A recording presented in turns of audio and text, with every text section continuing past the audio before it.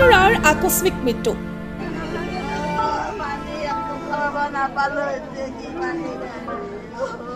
মানিকপুৰৰ বৰবিলা নাটপাৰা নিবাসী উমাকান্তৰাৰ আকস্মিক দুৰ্ঘটনাজনিত মৃত্যু।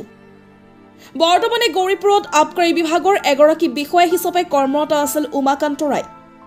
ছুটীলৈ মানিকপুৰৰ নিজা ঘৰলৈ আহি কালি সন্ধিয়া পাতিলাডোখাত চলি থকা নৈশ ক্ৰিকেট খেলিবলৈ গৈ এখন পকী দেউলত পৰি মূৰৰ পিছফালে গুৰুতৰভাৱে আঘাত পাইছিল।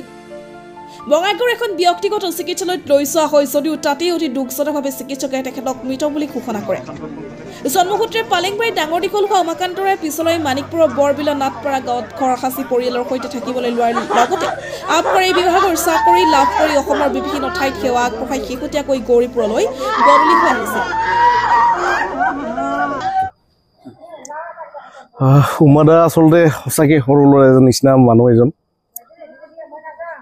মানে সদায় যেতিয়া মই দেখিছিলোঁ সদায় ধেমালি কৰিছিল আৰু ধেমালি কৰি কৰি গুচি গ'ল। মানে ক্ৰিকেট খেলি ডাঙৰ হ'ব নাপালে উমাদাই। আৰু এটাই দুখ, মানে এনেকুৱা মানুহ যোৱাটো মানিকপুৰ কাৰণে ক্ষতি। আমি যেতিয়া বিভিন্ন কামত বিভিন্ন কিবা কিবি কৰোঁ, গছ চছ ৰুওঁ, কিবা কৰোঁ, কেতিয়াবা ফোন কৰি কয় যে মই তোৰ ভালে আছনে, এনেকৈ সোধে। সেইখিনি ভাল লাগে মোৰ। কিন্তু তখন যে এনেকৈ গুচি যাব একদম ভাবা নাছিলোঁ। খুব বেয়া লাগিছে, দুখ লাগিছে। আৰু সঁচাই ডাঙৰ হ'বই নাপাল মানুহজন। ক্ৰিকেট খেলি আজি গুচি গ'ল।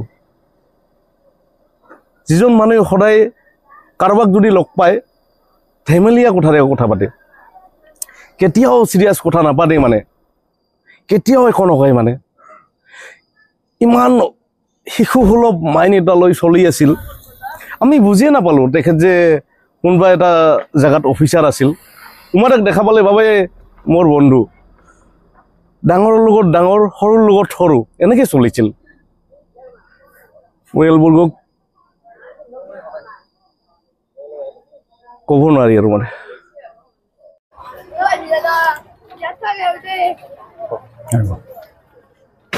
নমস্কাৰ। এগৰাকী আবকাৰী বিষয়া, সৰ্বহৰী ব্যক্তি, মানিকপুৰ বৰবিলা নিবাসী উমাকান্ত ৰায়ৰ আকস্মিক মৃত্যুত আমি মৰ্মাহত হৈছোঁ। আচলতে উমাকান্ত ৰায়ৰ সৈতে আমাৰ চিনাকি বহুদিনীয়া। মই যেতিয়া তেখেতৰ গাঁও পালেংবাৰীৰ MBR হাইস্কুলত পঢ়িছিলোঁ, সেই সময়ত তেখেতক কিন্তু মই জনা নাছিলোঁ। তেখেতৰ ডাঙৰ দুগৰাকী ভাই বশিষ্ঠ, অনন্ত আৰু উষাক, তেওঁৰ বাইদেউ উষাক মই ভালকৈ জানিছিলোঁ। মই যেতিয়া 1985 চনত তাতে এখন নবীন লেখক লেখিকা শিল্পী সমিতিৰ এখন নাটকৰ সমাৰোহ পাতিছিলোঁ। সেইখন সমাৰোহৰ তেখেতে অভ্যৰ্থনা সমিতিৰ সাধাৰণ সম্পাদক আছিল। আৰু তেতিয়াৰ পৰাই উমাকান্তৰ লগত মোৰ এটা সম্পৰ্ক গঢ়ি উঠিছিল।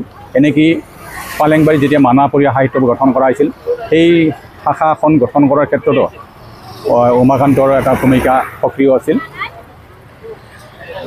তেখেতে চাকৰি সূত্ৰে বিভিন্ন ঠাইত তেখেতৰ চাকৰি সেৱা আগবঢ়াই শেহতীয়াভাৱে গৌৰীপুৰত তেখেতে সেৱা আগবঢ়া বুলি গম পাইছিলোঁ, বদলি হৈ অহা বুলি। আজি হঠাৎ তেখেতে বিহু খাবলৈ আহি কালি নিশা ক্ৰিকেট খেলিবলৈ গৈ আকস্মিকভাৱে যে মৃত্যু হ'ব, সেইটো আমি সপোনতো ভবা নাছিলোঁ। যিয়ে নহওক, মানুহৰ কিবাকৈ হ'লেও এটা মৃত্যু ঘটে। আৰু তেখেতৰ আত্মাই যাতে শান্তি পায়, তাৰ কাৰণে ভগৱানৰ ওচৰত প্ৰাৰ্থনা জনাইছোঁ। আৰু তেখেতৰ শোকসন্তপ্ত পৰিয়াল, বন্ধুবৰ্গ আটাইকে মই যাতে ধৈৰ্য ধৰাৰ এটা শক্তি থাকে, তাৰ কাৰণে মই ভগৱানৰ ওচৰত প্ৰাৰ্থনা জনাইছোঁ। ধন্যবাদ।